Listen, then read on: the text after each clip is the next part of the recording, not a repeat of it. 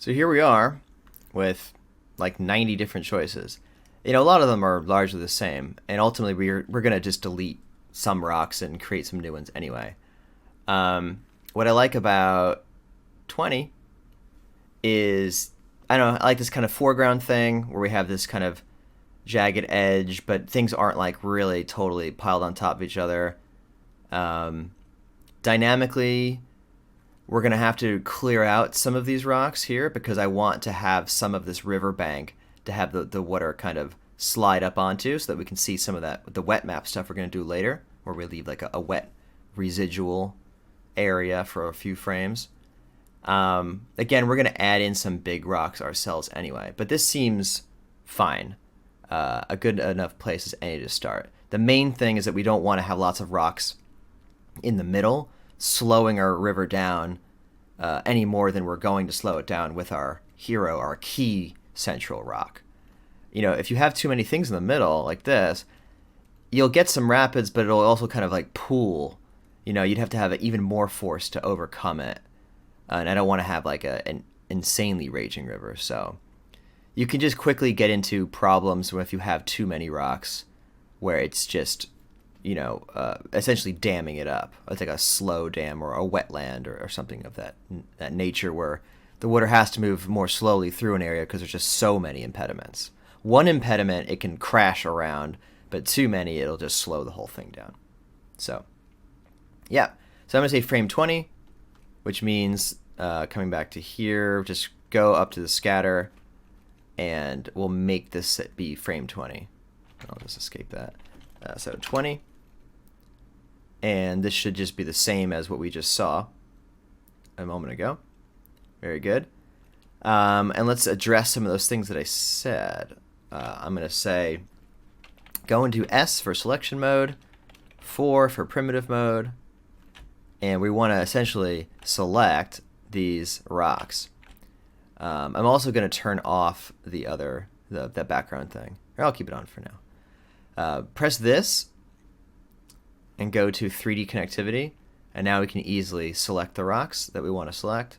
I'm going to turn off the color. So all these ones kind of along, I'll keep that one, but these ones here, I feel like are, this is kind of the area I want to hollow out. So I can press delete. There you go. We've modified our circumstances here somewhat. I'm going to say now I want to turn everything else off and kind of inspect the ground. Actually, I want the ground on, but the liquid source off. So what else do I want to get rid of? I want to clear out some of these. So you can always click this. It'll put them back, but they'll be selected. And now when I select some new things, I'll keep that one actually. I can press enter and now they'll all be gone again. So however I want to update my selections, I just keep clicking this and coming back into here. I want to make sure that I don't have a lot of rocks again at the end. It's possible that you'd be missing that. You wouldn't see it. But it does look pretty clear at the front, pretty clear at the back. So we probably don't need to get rid of anything else. Having rocks under the water isn't bad. It'd be cool. It's cool to see them through the water as it goes by, and also it contributes its own churn from below as the river passes over it. But something like that I think is good. And let's also add in some arcs of our own. So if I were to take, let's say, this mountain here, I'm just going to copy and paste it if it ever gets back to me. Here we go. These ones aren't going to be tied to our for loop. These ones are just going to be whatever. And we'll just simply merge them in to the result down here. So I'm going to say transform this. So where do I want to put it? I think I mentioned I want a key rock here in the middle. So this one will probably be kind of tall here. I don't know why it's taking so long to update. It's not really doing anything. Kind of strange. Anyway, I do want to see the liquid source again one more time. This, again, should be something that's right in the middle. I expect that this will cause churn around it. I want some space for that churn, so I'm going to move it upstream a little bit because I want to see it happen around the sides here and then create some white water in this area before it disappears. I see a rock surface here that I wasn't quite expecting. I think I'll delete that one. And turn this off. So I'll get rid of that one too. Oh, shift click that. Here we go. This is the kind of stuff that you could tweak forever, especially considering that this will have a very big impact on our result. The actual behavior of the water is all really tied to this. I'll bring this down into the water a little bit. So that's kind of cool. I like that it has like a peak there. That's pretty rad. What else? I'm going to copy these two again. This one, you know, we're going to have the sun coming from opposite us later. So it can be nice to get some shade on the riverbank for like a variation in the way the lighting looks. So I'm going to put, it's way faster if I don't merge it in. It's pretty strange. I'm going to put this here. We'll obviously change the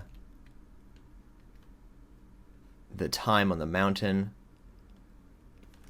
I'm going to bring this back to being kind of round. Maybe I'll make it wider. So the point is, I want to have some unusual rocks, some bigger rocks. I'll bring this one over here. We can merge that in. I'm just going to place a few more rocks and then talk about where I put them rather than waste your time with this. Alright, so I didn't change too much else. I added this big rock here, honestly just for decoration. This rock over here to, again, kind of have this overhang to get some shadowing in there. Similar thing here. And then this was the main hero rock here that we put right in the middle. So nothing too crazy. I think I deleted one more rock that I didn't like. Yeah, but that's the idea. I think overall you get it. You saw how long it took to calculate this for loop. Wasn't the worst thing in the world, but oh, I was trying to type file cache. This is enough that we might as well just cache this to disk. So I'm going to say file cache rocks. Do save current frame because we only need to do this once. Do this in the job area. So job/geom/rocks version 0. There's no frame number, so just put skip right to the bgo.sc. That's Houdini's native format. Click load from disk. It errors because the file doesn't exist yet. Save the disk. Now it does. And so now we have this part saved. In fact, we should probably save this part. So I'll just do that. Because that was the hard part, was the for loop, the blast part. Now we can just still change things if we need to. And then here, again, we also add our extra rocks in afterwards. So this is, none of this is cached, but it's all pretty much instantaneous anyway. If we ever need to change anything up here, we'll have to, of course, recache this. But this is pretty good for now. So I'm going to drop a null down. Out. And there you go. We now have rocks. What good is the rocks if they're not actually in the sim? So I'm going to say the colliders. Remember this before I said there'd be more? Well, here they are. So right now, I'll hide everything else.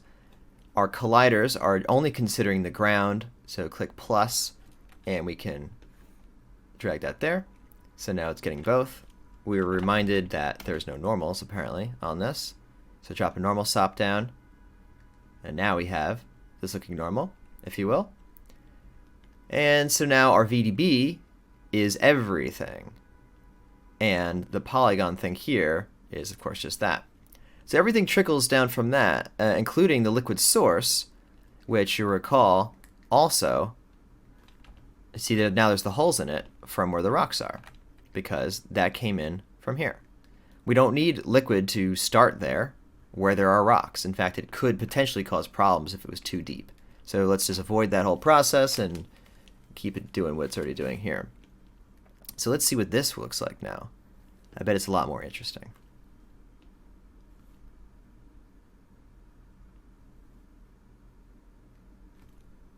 So there you go. Way more interesting now, isn't it? Way more interesting.